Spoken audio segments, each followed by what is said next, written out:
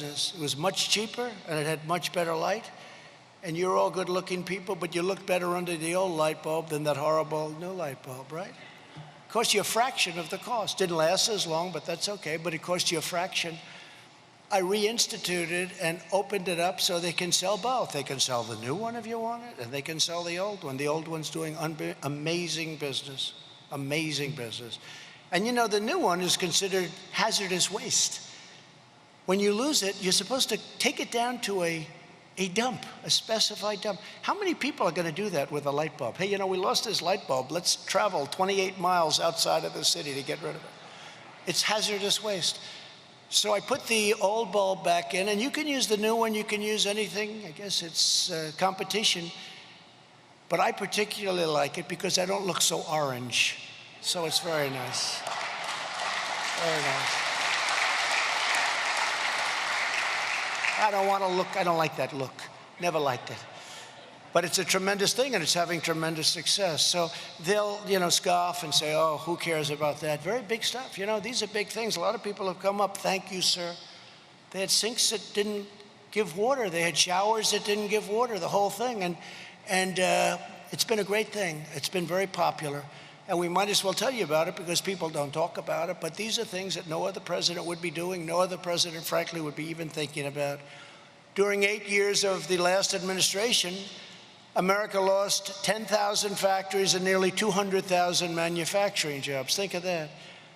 In contrast, my administration added over 500,000 manufacturing jobs. It was up to actually 701,000 jobs before the plague came in. And if you remember, President Obama, you need a magic wand. No, you don't.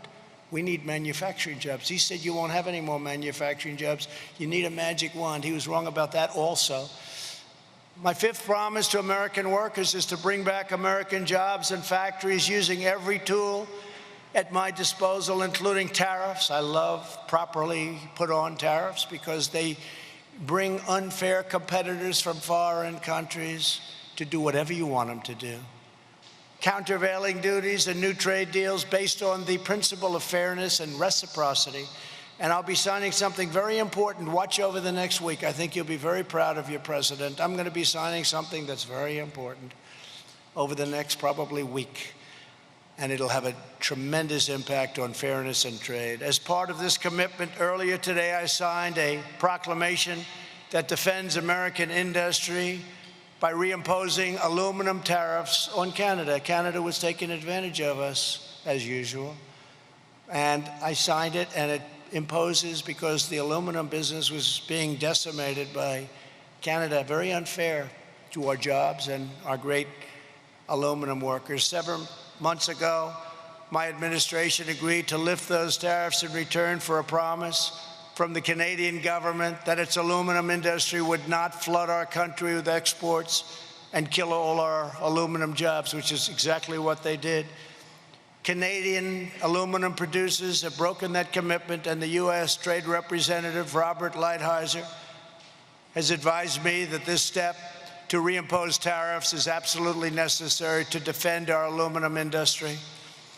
To be a strong nation, America must be a manufacturing nation and not be led by a bunch of fools.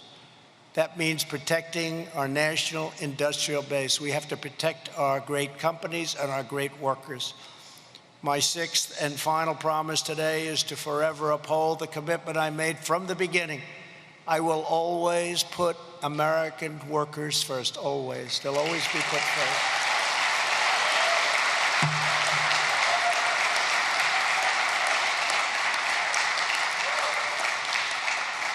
And I don't know if you're union or non-union, it doesn't matter to me, but I did one hell of a good job for the unions. You know, all the union heads are against me, but all the workers are for me, so something's right. The workers are for me.